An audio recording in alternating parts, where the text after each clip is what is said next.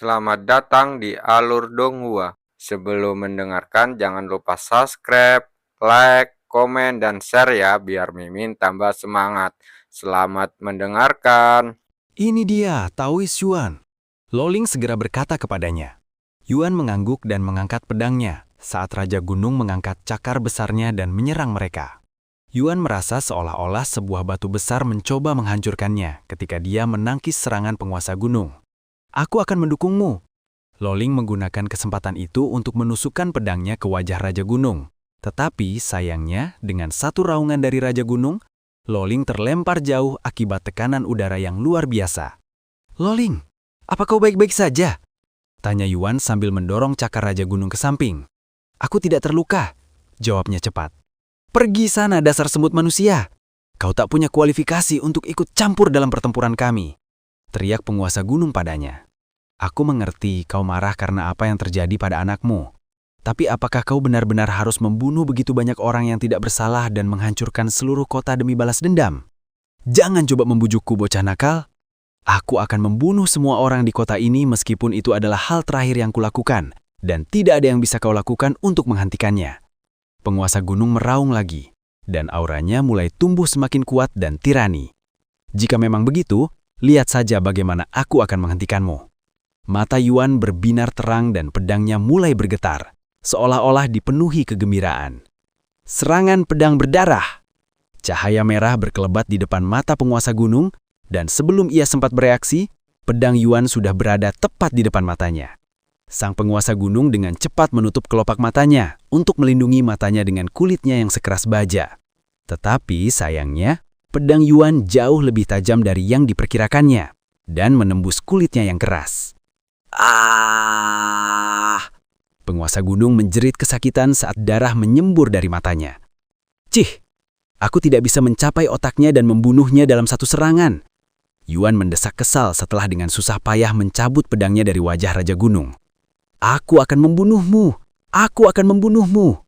Penguasa gunung meraung sebelum menerjang Yuan dengan cakarnya yang diayunkan tanpa kendali. Melihat ini, Yuan segera fokus menghindari serangannya, merasakan tekanan luar biasa dari setiap serangan yang mengenai wajahnya. Jika Raja Gunung berhasil mengenainya sekali saja, kemungkinan besar dia akan berubah menjadi bubur daging dan mati.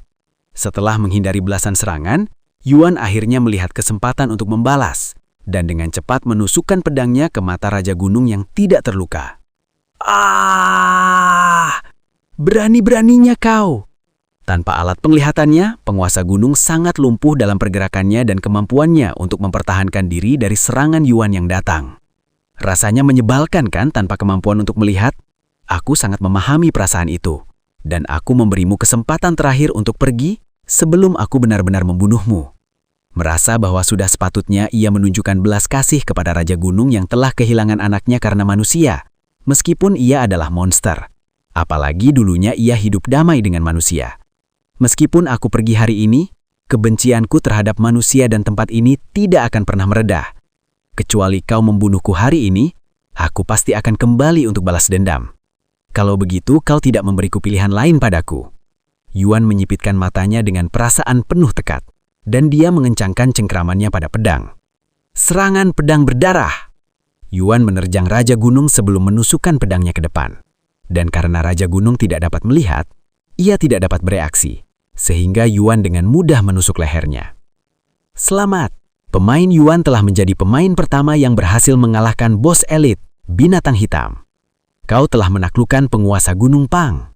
Ketenaran bertambah 10, plus 5.000 poin. Kau telah berhasil mempertahankan kota Pang dari invasi Raja Gunung. Sebuah pengumuman yang menyatakan berakhirnya acara tiba-tiba muncul di atas kota Pang agar dapat dilihat oleh semua pemain setelah Raja Gunung dibunuh oleh Yuan. Diikuti oleh pengumuman lain beberapa saat kemudian. Pemain Yuan telah mengumpulkan total 11.690 poin selama acara ini, memperoleh poin terbanyak dari semua peserta, dan akan menerima hadiah spesial atas pencapaian itu. Ketika pemain lain melihat nama yang familiar, pemain Yuan, mereka langsung mulai berteriak kegirangan. Itu pemain Yuan, dia benar-benar ada di tempat ini sekarang. Di mana dia? Siapakah pemain Yuan? Ya ampun, 11.000 poin. Aku hanya punya 300 poin setelah membunuh lebih dari 100 monster, Bagaimana mungkin dia bisa mendapatkan sebanyak itu dalam waktu yang sesingkat itu? Pada saat itulah pemain di sana menyadari sesuatu. Tunggu sebentar. Hanya ada satu orang yang mungkin memiliki sebanyak itu poin. Gadis kecil itu yang menggunakan teknik luar biasa untuk membunuh sebagian besar monster di sini. Setelah kau sebutkan, di mana gadis kecil itu? Tidak mungkin. Pemain Yuan sebenarnya adalah gadis kecil? Sekarang semuanya masuk akal. Cahaya keemasan itu pasti merupakan teknik tingkat dewa. Pantas saja kekuatannya begitu dahsyat, bahkan luar biasa. Informasi baru ini pasti akan mengejutkan dunia.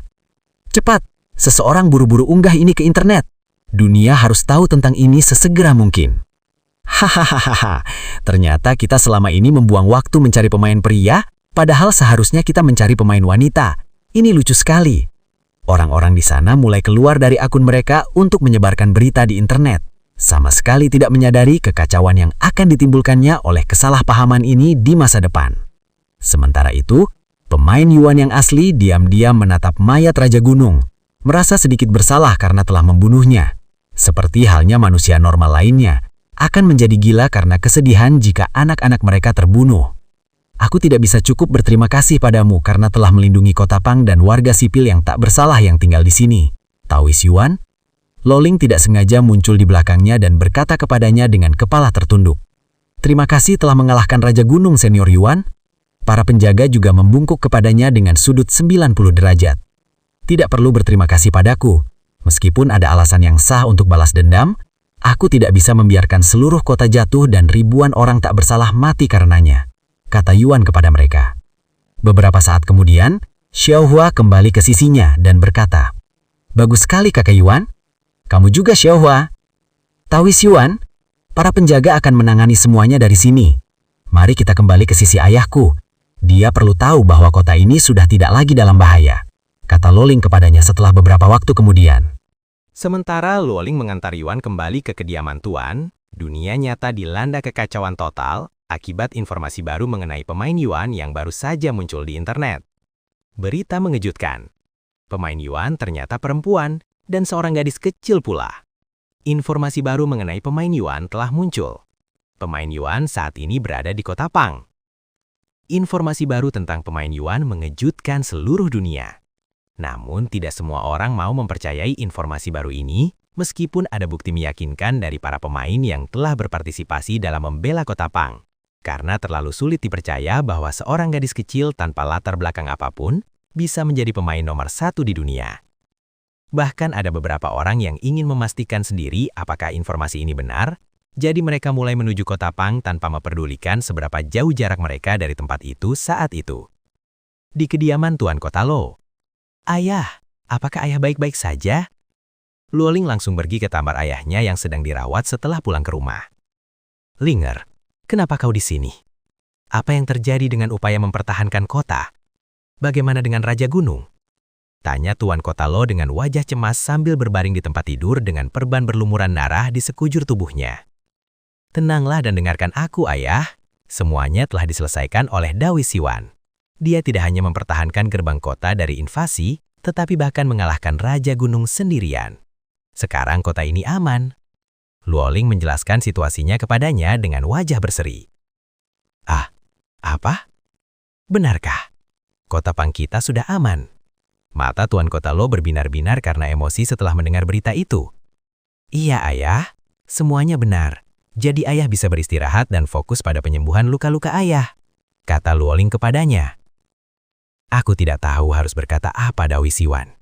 Aku benar-benar tidak tahu bagaimana harus berterima kasih atas bantuanmu. Jika bukan karena kondisiku, aku bahkan akan bersujud kepadamu sekarang juga, kata Tuan Lo kepadanya dengan ekspresi penuh rasa berterima kasih. Perasaanmu sudah lebih dari cukup, kata Yuan sambil tersenyum. Tidak, itu tidak bisa begitu. Aku harus berterima kasih dengan cara yang semestinya. Sebuah ide tiba-tiba terlintas di benaknya, dan dia dengan cepat berkata, aku tahu, kau bisa memiliki putriku, dan jika Loli saja tidak cukup bagimu, aku juga bisa memberikan Luoling di sini bagimu. Dan jika kau tidak ingin menjadikan mereka istrimu, mereka bisa menjadi selirmu. Yuan menatap Tuan Lo dengan ekspresi bingung, tetapi sebelum dia sempat menjawab, Tuan Lo menatap Luoling dan bertanya padanya, Bagaimana menurutmu, Linger? Apakah kau bersedia melayani Dao Siwan, walaupun sebagai selir? Kau mungkin tidak akan menemukan orang seperti dia lagi. Tunggu sebentar. Dan saat Yuan membuka mulutnya, Luoling mengangguk malu-malu dengan wajah memerah. Aku bersedia, gumamnya dengan suara rendah namun jelas. Pintu terbuka sedikit kemudian dan anggota keluarga Lo lainnya memasuki ruangan. Ayah, bagaimana luka-lukamu? Luoming bertanya tanpa sedikit pun menyadari situasi seperti apa yang baru saja dia hadapi. Ayah, Loli juga mendekati tempat tidur dengan ekspresi khawatir. Namun, alih-alih mengatakan bahwa ia baik-baik saja untuk menenangkan mereka, Tuan Lo malah menatap Loli dan berkata padanya, Lier, aku sudah mendengar tentang situasinya dari Linger, dan aku sedang mempertimbangkan untuk memberikan tanganmu dan Linger kepada Dao Siwan yang telah menyelamatkan kota, dan kakak perempuanmu sudah bersedia menjadi selirnya. Apa? Loli langsung menatap Luoling dengan wajah terkejut. Maafkan aku, adikku. Aku tahu kau sudah memiliki perasaan pada Dao Siwan, tetapi aku juga jatuh cinta padanya. Kakak perempuan? Loli menatapnya dengan perasaan bingung di hatinya. Namun di tengah percakapan mereka, Yuan berdehem keras dan berkata, Maaf, aku tersanjung dengan perasaan Anda. Tetapi aku sudah mengatakan bahwa aku terlalu muda untuk menikah, apalagi langsung dua. Baiklah Dao Siwan, jika Anda ingin menikahi mereka beberapa tahun lagi, mereka bisa menunggu Anda. Dan aku juga bisa meyakinkan Anda bahwa mereka belum pernah menjalin hubungan sebelumnya. Jadi mereka masih perawan. Kata Tuan Lo dengan cepat, dengan tegas menyatakan keberpihakannya untuk memberikan putri-putrinya kepadanya sebagai hadiah untuk menyelamatkan kota. Bukan itu yang ingin saya sampaikan. Apakah kami tidak cukup baik untukmu, Dao Siwan? Luoling tiba-tiba bertanya kepadanya dengan ekspresi kecewa. Aku tidak pernah mengatakan itu. Yuan segera menggelengkan kepalanya, merasa sedikit kewalahan dengan situasi tersebut karena dia belum pernah berada dalam situasi seperti ini sebelumnya. Jika Dao Siwan tidak merasa nyaman dengan kami sekarang, kami bersedia menunggu sampai Anda siap menerima kami. Berapapun lama waktu yang dibutuhkan. Bahkan hanya sebagai selir Anda. Kata Loli kepadanya beberapa saat kemudian. Yuan terdiam. Mengapa mereka begitu ingin bersamanya? Atau mereka diprogram untuk menyukai siapapun yang menyelamatkan kota? Apa sebenarnya selir itu? Yuan berteriak dalam hati. Saat Yuan merenung dalam diam, Xiaohua berbicara dengan suara tenang. Saudara Yuan ditakdirkan untuk menjadi tokoh besar yang akan menguasai dunia kultivasi di masa depan, dan tidak akan kekurangan wanita yang ingin bersamanya. Xiaohua tidak akan membicarakan kualifikasi kamu, tetapi tidak lama lagi sebelum saudara Yuan mencoba tangga menuju surga. Dan begitu itu terjadi, siapa tahu apakah Anda masih hidup saat dia kembali ke sini lagi. Apa? Dao Siwan akan mencoba tangga menuju surga? Semua orang di ruangan itu terkejut mendengar kata-kata Xiaohua, tetapi Yuan tidak mengerti mengapa. Sebenarnya apa itu tangga menuju surga? Jadi kita masih meremehkan Dao Siwan. Tak sangka dia cukup berani untuk ikut serta dalam tangga menuju surga, kata Luoming dengan senyum canggung. Jika Dao Siwan benar-benar berencana mendaki tangga surga, kami hanya akan menjadi beban bagi Anda. Maaf, Dao Siwan, tetapi lupakan saja percakapan kita barusan. Luoling menghela nafas panjang. Namun, tatapan Loli tetap teguh, dan dia berkata, Dao Siwan, jika Anda masih mengingatku saat petualangan Anda berakhir, silahkan kunjungi tempat ini lagi. Aku akan menunggumu sampai nafas terakhirku. Melihat kesungguhan dalam tatapannya, Yuan tak kuasa menahan diri untuk mengangguk. Meskipun aku tidak tahu apa yang akan terjadi di masa depan, aku pasti tidak akan melupakanmu atau pengalamanku di tempat ini, kata Yuan sambil tersenyum lemahani. Lain kali kita bertemu, mari kita makan bersama lagi ya. Ini perjanjian Dao Siwan. Tidak, saudara Yuan. Loli mengangguk dengan mata sedikit berkaca-kaca. Jangan lupakan aku juga ya, Luoling juga berkata kepadanya. Aku tidak akan. Dia mengangguk sambil tetap tersenyum. Selamat, berkat kontribusi besar Anda selama invasi Raja Gunung, Anda telah dianugerahi gelar unik Pahlawan Kota Pang. Pahlawan Kota Pang. Deskripsi. Dengan menyandang gelar pahlawan, reputasimu di Kota Pang akan selalu maksimal dan kecepatan kultivasi keseluruhanmu akan meningkat sebesar 10%.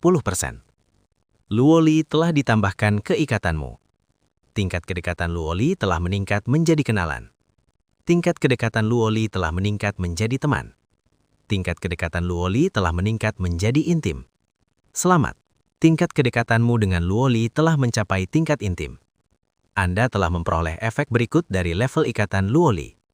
Pemujaan Luoli.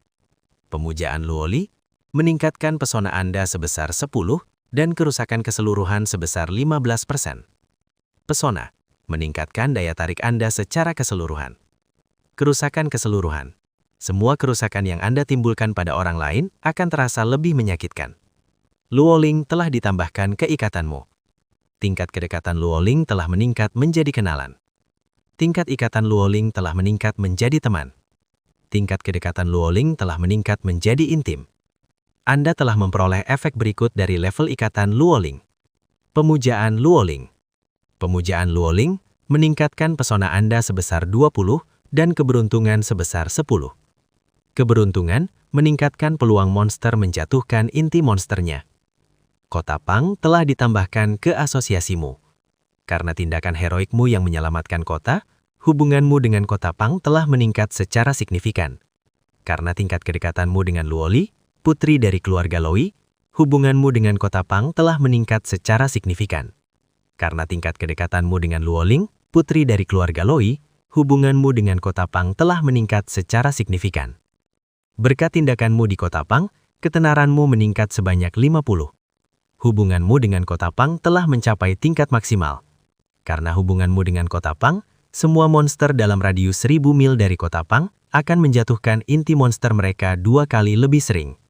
Setelah rentetan pemberitahuan berhenti untuk Yuan, dia berkata kepada keluarga Loi, "Aku akan tinggal di kota ini 1 hari lagi untuk berjaga-jaga jika monster-monster itu kembali. Silakan. Kamu boleh tinggal di sini selama yang kau mau. Aku bahkan tidak keberatan jika kamu tinggal di sini selamanya." Tuan Loi tertawa terbahak-belahak meskipun tubuhnya kesakitan. "Ngomong-ngomong, aku akan memberikanmu penghargaan yang layak atas bantuanmu setelah persiapan selesai," kata Tuan Loi kepadanya. "Kamu sebenarnya tidak perlu bersikap rendah hati. Setidaknya kamu sudah seperti keluarga bagi kami. Dan kamu bisa menganggapnya sebagai hadiah pernikahan awal atau semacamnya." Hahaha.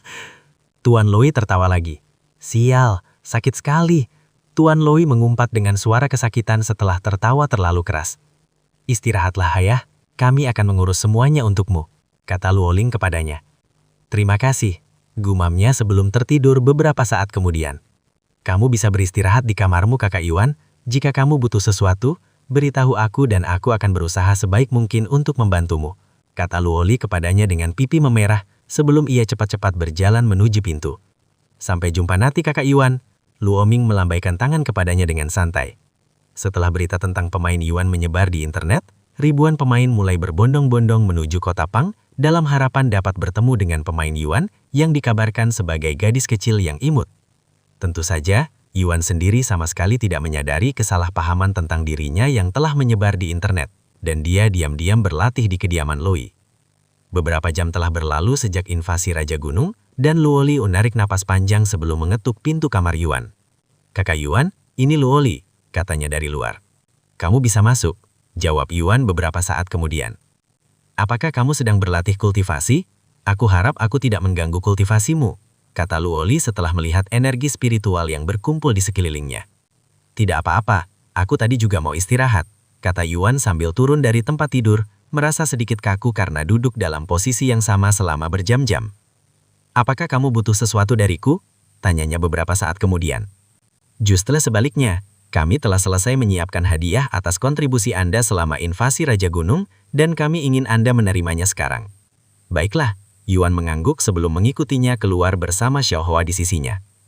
Beberapa menit kemudian, mereka memasuki ruangan panjang yang sangat besar, di mana Tuan Loi duduk di kursi besar di ujung ruangan, dan tubuhnya masih dibalut perban. Luoming dan Luoling juga berada di ruangan yang sama, begitu pula dengan semua pelayan di gedung itu dan beberapa penjaga. Setelah Luoli membawa Yuan ke depan, Tuan Loi berkata dengan suara lantang, "Dawis Yuan, saya telah mengatakan ini sebelumnya, tetapi saya akan mengatakannya lagi. Baik saya maupun kota ini tidak dapat cukup berterima kasih atas apa yang telah Anda lakukan untuk tempat ini, dan bahkan dapat dikatakan bahwa Anda adalah satu-satunya alasan mengapa kota ini dan ribuan warga yang tinggal di sini masih hidup sampai saat ini. Meskipun hadiah ini tidak banyak, Ini adalah barang terbahal yang mampu dibeli oleh kota Pang kami. Tuan Loi sebabah bertepuk tangan, dan dua pelayan mendekati Yuan dengan dua kotak di tangan mereka. Setelah mereka membuka kotak-kotak itu, Tuan Loi meneruskan berbicara. Atas jasamu, dari membela kota Pang dari ribuan binatang, hingga mengalahkan Raja Gunung, keluarga Loi akan menghadiahimu 1 juta koin emas, dan pusaka keluarga Loi, jurang berbintang. Di dalam salah satu kotak, terdapat kantong penyimpanan kecil yang berisi 1 juta koin emas, sedangkan kotak yang lebih besar berisi belati indah dengan gagang emas dan bilah pekat hitam yang tampaknya terbuat dari sejenis giot. Julukan Jurang Bintang telah diwariskan dalam keluarga saya selama lebih dari 10 generasi.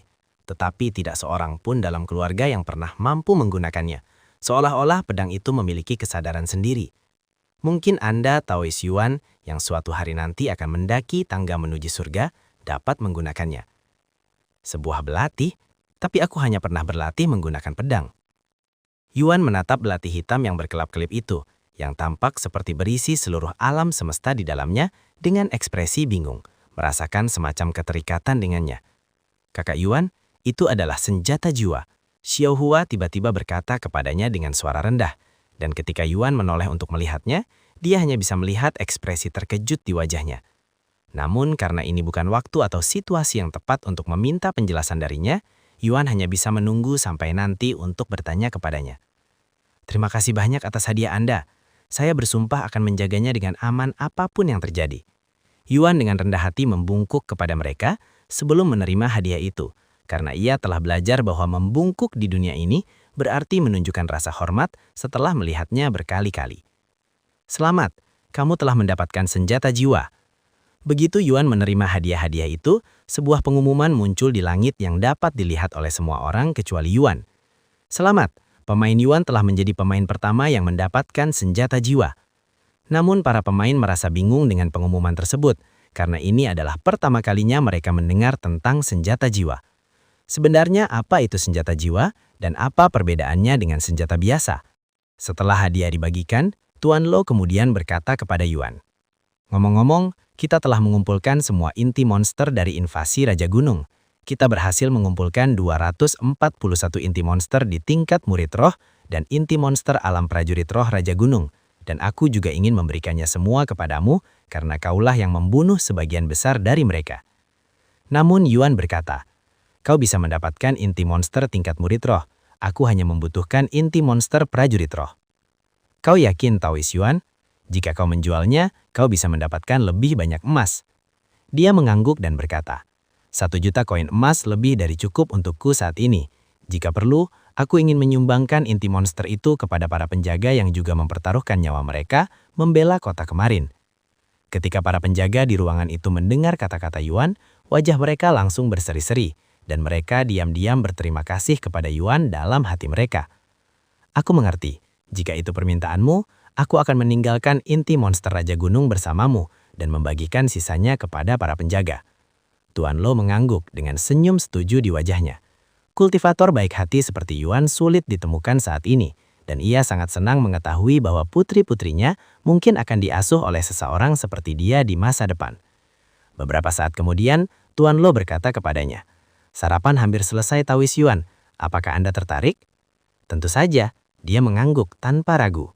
Setelah sarapan selesai dan Yuan kembali ke kamarnya, dia bertanya kepada Xiao Hua, "Apa itu senjata jiwa?" Senjata jiwa seperti namanya adalah senjata yang mengandung jiwa sehingga memiliki kesadaran sendiri. Senjata ini merupakan harta karun yang sangat langka bahkan di alam yang lebih tinggi dengan potensi hampir tak terbatas. Dan karena keunikannya, senjata ini tidak memiliki tingkat khusus seperti senjata biasa. Sungguh mengejutkan bahwa keluarga Lo memiliki sesuatu seperti ini, jelas Xiao Hua kepadanya. Senjata dengan jiwa. Jadi ada seseorang di dalam senjata itu. Bagaimana bisa hal itu terjadi?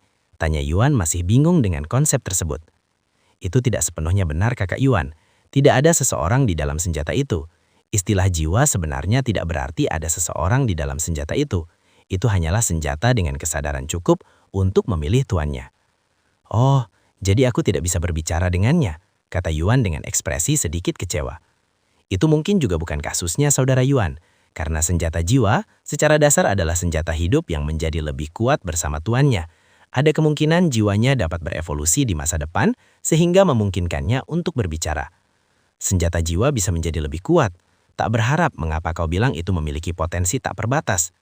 Xiaohua mengangguk dan berkata, namun agar senjata itu bisa berkembang, Kakak Yuan harus bisa menggunakannya terlebih dahulu, dan senjata jiwa tidak mudah untuk dikendalikan, karena terlepas dari tingkat kultivasimu, jika senjata jiwa tidak mengenalimu sebagai tuannya, ia tidak akan berbeda dengan senjata biasa, bahkan mungkin lebih buruk.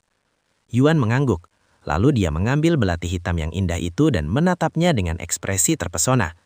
Jurang berbintang, level 0, peringkat senjata jiwa, tingkat pertumbuhan sangat lambat, persyaratan, titik-titik. Deskripsi, sebuah belati indah dengan asal yang tidak diketahui, tampaknya mengandung alam semestanya sendiri di dalam bilahnya. Bagaimana caranya agar ia mengenali saya? Yuan bertanya kepadanya beberapa saat kemudian. Kakak Yuan bisa mencoba memberinya sedikit bedahmu untuk melihat apakah ia akan mengenalimu atau tidak, saran Xiaohua. Memberinya darahku, berapa banyak darahnya? Beberapa tetes saja sudah cukup, katanya.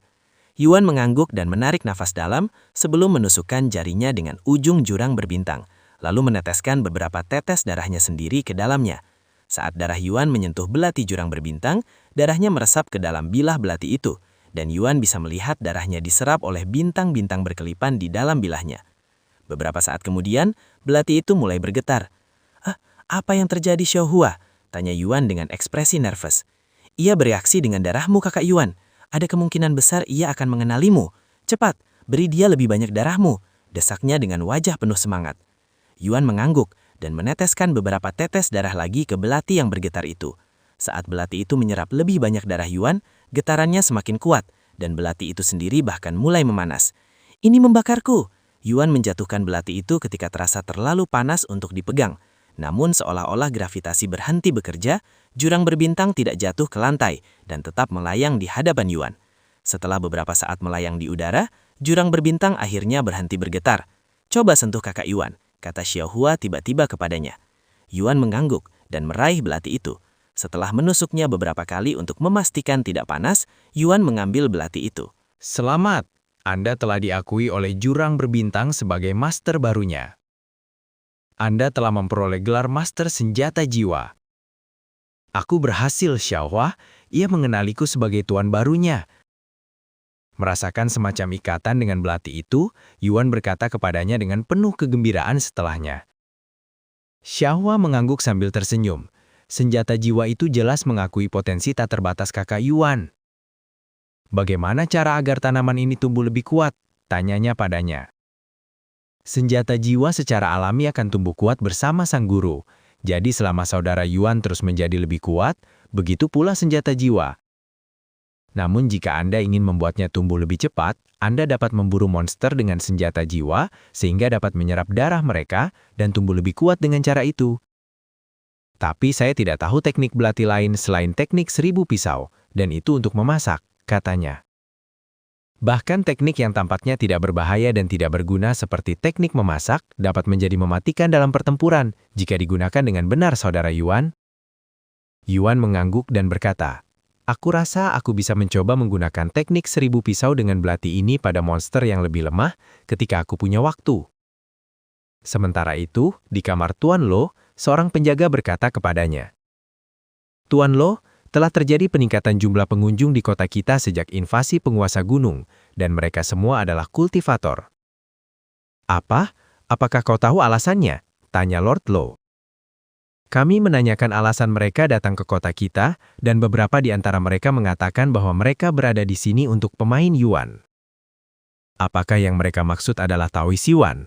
Tapi mengapa begitu banyak orang datang ke sini hanya untuk menemuinya? Tuan Lo merenung keras. Kami juga telah menanyakan hal itu kepada mereka, tapi mereka tidak memberikan alasan yang masuk akal, hanya mengatakan hal-hal seperti mereka hanya ingin bertemu dengannya.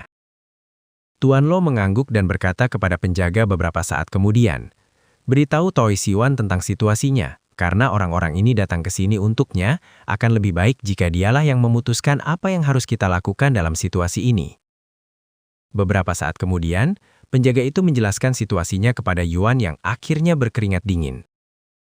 Jangan sampai mereka tahu aku di sini, bahkan katakan pada mereka bahwa aku sudah lama meninggalkan kota ini, kata Yuan kepada penjaga itu dengan cepat yang sedikit tercengang dengan reaksinya, tampak seperti sedang melarikan diri atau semacamnya. Sepertinya senior Yuan lebih populer dari yang kita duga, pikir penjaga itu dalam hati. Baik, kami tidak akan membiarkan mereka mengganggu senior Yuan apapun yang terjadi, kata penjaga itu kepadanya sebelum meninggalkan ruangan. Sial, ini pasti gara-gara pengumuman itu. Sekarang semua pemain di dunia tahu aku ada di kota ini. Aku harus meninggalkan tempat ini secepat mungkin. Yuan menghela napas dalam hati. Namun terlalu berbahaya untuk pergi sekarang, karena banyak orang yang mencari saya di luar. Aku akan pergi setelah jumlah orang berkurang besok. Setelah mengambil keputusan itu, Yuan kembali berlatih dalam keheningan untuk menenangkan pikirannya. Begitu Yuan menyadari bahwa ada banyak orang yang mengunjungi kota Pang untuk menemuinya, dia tetap berada di dalam kediaman Tuan Lo hingga hari gelap. Dan setelah makan malam bersama keluarga Lo, dia keluar dari permainan dan menunggu Yuro untuk menyuapinya sekali lagi. "Kakak, bagaimana perkembanganmu dalam permainan?" tanyanya sambil mengelap tubuhnya dengan handuk basah. "Lumayan baik, aku sudah mendapat beberapa teman baru dan bisa makan makanan yang luar biasa," jawabnya sambil tersenyum. "Oh, ceritakan tentang teman-temanmu itu," tanyanya cepat kepadanya. Ya, mereka memang hanya NPC, tapi mereka terasa senyata pemain, hampir tanpa perbedaan apapun di antara mereka. "Aku juga pernah dengar tentang itu. Meskipun mereka adalah NPC, kalian tidak akan bisa membedakan antara pemain dan NPC, kecuali jika mereka mulai berbicara tentang dunia kita. Ya, sungguh mengejutkan betapa realistisnya dunia ini." Beberapa saat kemudian, setelah Yuro selesai memberi makan dan membersihkan Yuan, dia berkata kepadanya, "Kakak, aku bisa bermain denganmu setelah besok. Sekarang kamu berada di mana dalam permainan? Aku akan masuk ke permainan setelah ini dan melihat dari mana aku mulai agar kita bisa mengatur pertemuan begitu aku mulai bermain." Aku berada di tempat namanya Kota Pang," jawabnya tanpa berpikir. Kota Pang? Bukankah di situ pemain terkenal Yuan terakhir terlihat? Apakah kamu kebetulan melihat orang ini?" tanyanya padanya. "Pemain Yuan? Aku tidak tahu," kata Yuan dengan cepat. "Sayang sekali, aku ingin memastikan apakah rumor itu benar atau tidak," desahnya setelah mendengar katanya. "Rumor? Rumor seperti apa?" Yuan bertanya padanya dengan rasa ingin tahu yang besar. "Nah, ada beberapa pemain yang ikut serta dalam acara di Kota Pang yang mengaku bahwa mereka telah melihat pemain Yuan dengan mata kepala mereka sendiri dan bahwa dia atau pemain Yuan sebenarnya adalah seorang perempuan." Yuro menjelaskan apa yang dia baca di internet. "Apa-apaan ini?" teriak Yuan dengan suara terkejut. "Mengapa ada orang yang memanggilnya perempuan?" Aku juga terkejut saat pertama kali melihat informasi ini di internet. Rupanya dia adalah seorang gadis kecil yang bisa menggunakan teknik yang sangat ampuh yang memusnahkan ratusan monster dalam sekejap mata. Seorang gadis kecil? Jika Yuan bisa merasakan tubuhnya saat ini, dia pasti akan merasakan keringat dingin membasahi belakangnya. Bagaimana mungkin mereka bisa salah mengira Xiahua sebagai aku, gumamnya dalam hati. Aku rasa informasi ini mungkin salah, Yuan tiba-tiba berkata padanya. Apa yang membuatmu berkata demikian?" tanyanya padanya. "Aku tidak tahu, itu hanya gelasa yang aku rasakan," jawabnya. "Sungguh kebetulan kakak, karena aku juga merasakan hal yang sama," kata Yuro padanya. "Kamu tampak sangat tertarik pada pemain Yuan itu, mengapa demikian?" Yuan bertanya padanya beberapa saat kemudian. Meskipun awalnya kamu tidak tertarik pada sesuatu, pada akhirnya kamu akan tertarik jika terus melihatnya secara online. Namun, aku lebih tertarik pada pelayan pemain ini daripada apapun." "Pelayan?" "Iya," Yuro mengangguk, lalu melanjutkan. "Karena aku pribadi tidak menyukai kekerasan atau perkelahian, aku ingin menjadi kultivator yang memiliki pelayan yang akan bertarung untukku.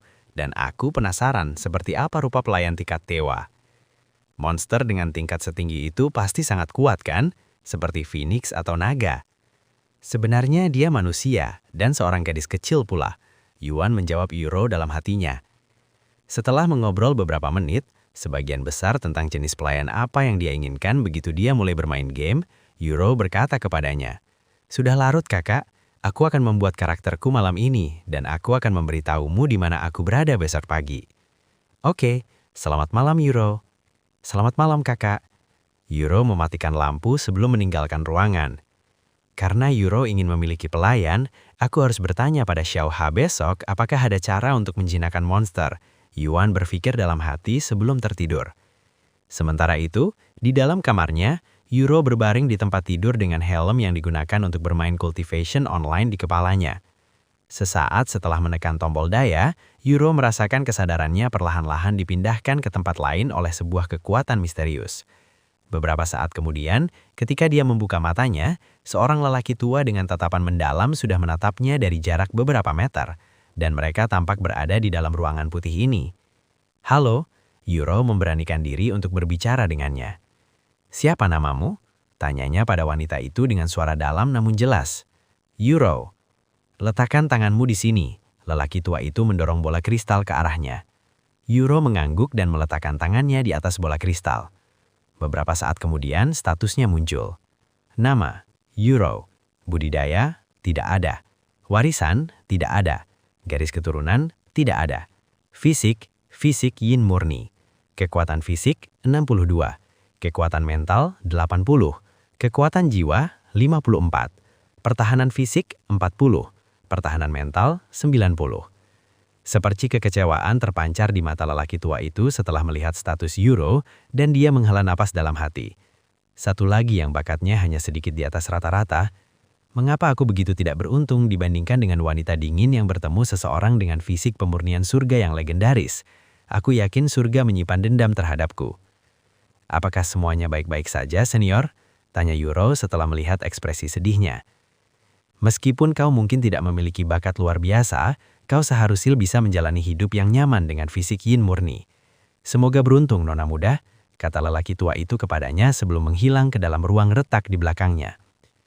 Beberapa saat setelah lelaki tua itu pergi, Euro merasakan kesadarannya dipindahkan ke tempat lain, dan dia bisa melihat kerumunan besar orang berdiri di sekelilingnya ketika dia membuka matanya lagi. "Selamat datang di dunia kultivasi manusia fana." Suara lantang dan jelas bergema di atas Euro, menyebabkan dia dan orang-orang lain di sana menongak ke langit, di mana seorang pria paruh baya melayang di udara dan menatap mereka dengan senyum di wajahnya.